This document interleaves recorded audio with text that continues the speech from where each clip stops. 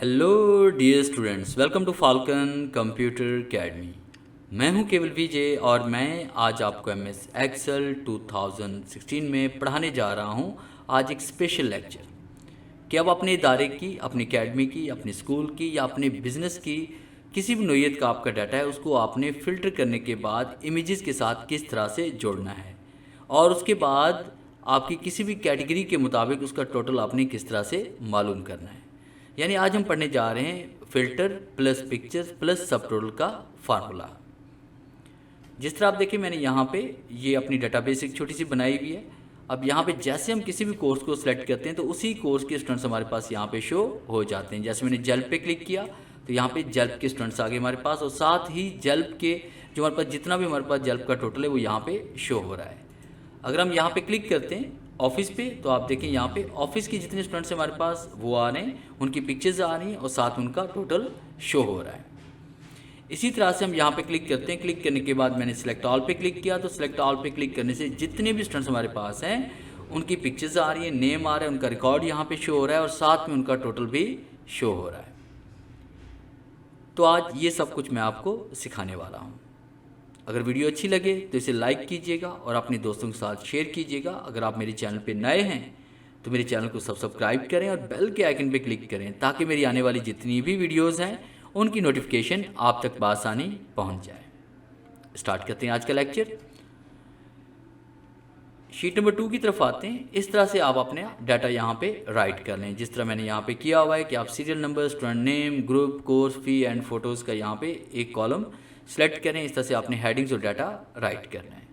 इस तरह से डाटा राइट करने के बाद अब आपने यहाँ पे अपने उन तमाम स्टूडेंट्स की फ़ोटोज़ को ऐड करना है या आपके जो भी प्रोडक्ट हैं, जो भी आइटम्स हैं, आपने उनको यहाँ पे ऐड करना है।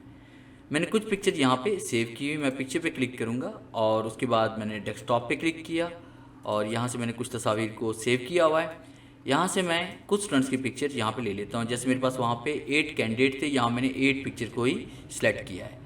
तो उसके बाद जैसे हम इंसर्ट पे क्लिक करेंगे तमाम पिक्चर यहाँ पे एक साथ आपकी इंसर्ट हो जाएंगी, और जब भी आप यहाँ पे पिक्चर इंसर्ट करेंगे तो तमाम पिक्चर्स आपको एक ग्रुप की शक्ल में यहाँ पे नज़र आएंगी। उसके बाद तमाम पिक्चर को हमने एक साथ यहाँ पे साइज़ देना है और साइज़ हम देना चाहते हैं 1 बाय 1। और इसके लिए हमने क्या करना है कि अगर आपकी पिक्चर यहाँ पे एक साथ सिलेक्ट नहीं हो रही, जैसे मैंने एक पिक्चर पे क्लिक किया और बाकी पिक्चर अभी सिलेक्ट नहीं है और तमाम पिक्चर को अगर आप सिलेक्ट करना चाहते हैं तो उसके लिए आपने किसी एक पिक्चर पे क्लिक करना है और फॉर्मेट टैब पे क्लिक करना है।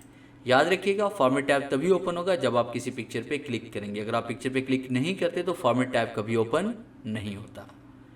उसके बाद आपने सिलेक्शन पैनल पे क्लिक करना है और कंट्रोल के साथ आपने इन तमाम पिक्चर्स को आपने सेलेक्ट करना है बारी बारी। जिस तरह हमारे पास ये तमाम पिक्चर्स में आ रही हैं, और इस तरह सेलेक्ट करने के बाद अगर यहाँ से भी साइज़ अगर आपका ठीक तरह से अप्लाई नहीं हो रहा तो उसके लिए हमने क्या करना है, यहाँ पे इस बॉक्स पे क्लिक करना है। क्योंकि बाद में यहाँ से जब हम साइज़ देते हैं तो यहाँ पे लंबाई के साथ चौड़ाई और चौड़ाई के साथ लंबाई ऑटोमेटिकली एडजस्ट हो जाती है। तो हमें तो यहाँ पे साइज़ चाहिए 1 बाय 1 का, कि हम चाहते हैं जो साइज़ हम दे रहे हैं वही साइज़ यहाँ पे अप्लाई हो।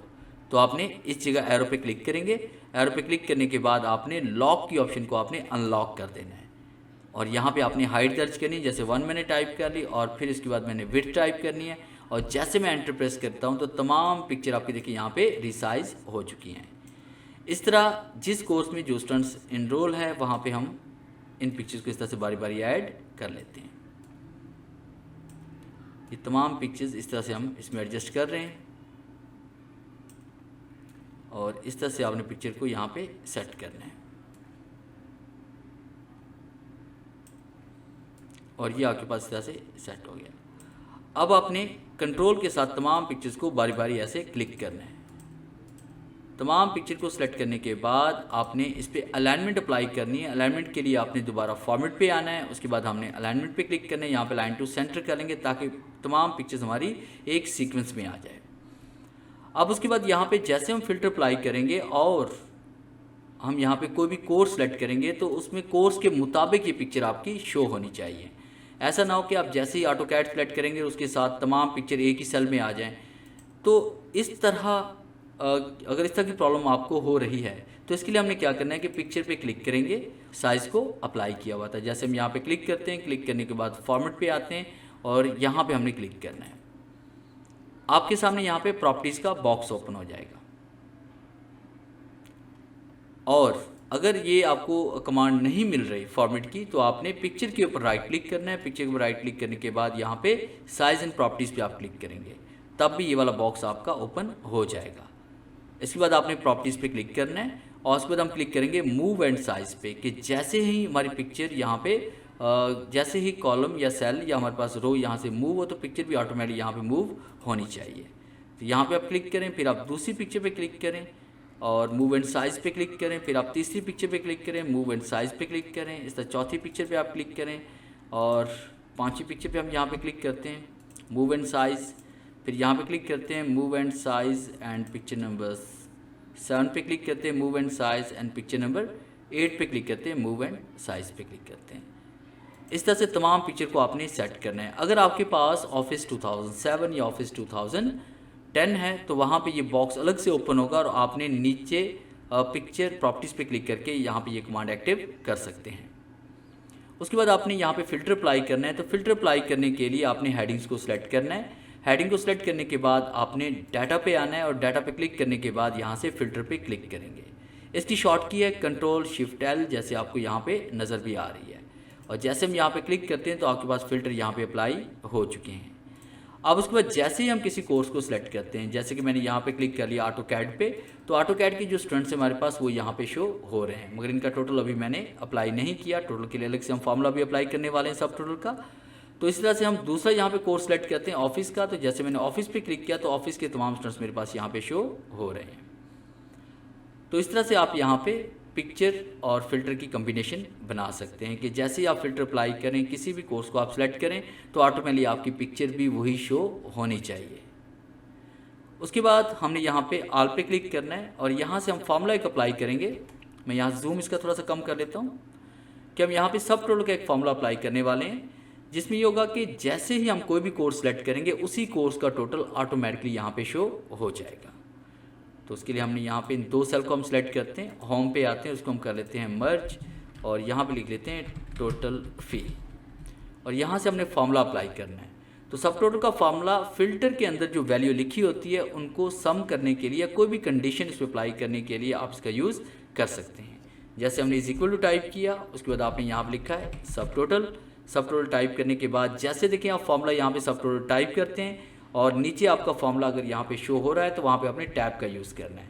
जैसे हम टैब का यूज़ करते हैं तो बाकी फंक्शन इसके यहाँ पे ओपन हो जाते हैं। तो अब हम क्या करने वाले हैं, यहाँ पे आपने डाउन एरो प्रेस करते हुए नीचे सम पे आना है, या फिर आप 9 भी लिख सकते हैं और अब टैब का इस्तेमाल करें।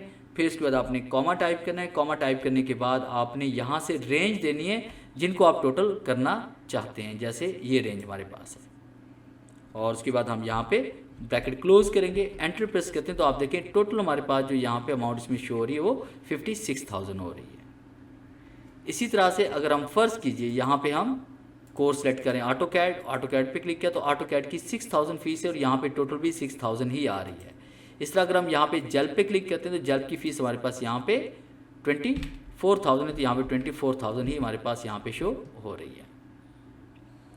इसी तरह से कोई भी दूसरा हम कोर्स सेलेक्ट कर लेते हैं, जैसे कि मैंने यहाँ पे क्लिक कर लिया ग्राफिक्स। तो ग्राफिक्स की हमारे पास स्टूडेंट्स की तादाद यहाँ पे, जैसे हम क्लिक करते हैं इसमें ग्राफिक्स पे, तो ग्राफिक्स का टोटल हमारे पास यहाँ पे 8,000 आ रहा है, एक स्टूडेंट हमारे पास है। और तमाम डाटा को शो करवाने के लिए आपने कोर्स पे आना है, सिलेक्ट ऑल पे क्लिक करें, एंड ओके क्लिक करते हैं तो आप देखिए तमाम डाटा आपका यहाँ पे शो हो चुका है। टोटल वैल्यू हमारे पास यहाँ पे शो हो रही है 56,000। तो इस तरह से आप यहाँ पे फ़िल्टर भी अप्लाई कर सकते हैं, फ़िल्टर के साथ पिक्चर को भी शो करवा सकते हैं और यहाँ पे सब टोटल का फार्मूला भी अप्लाई कर सकते हैं।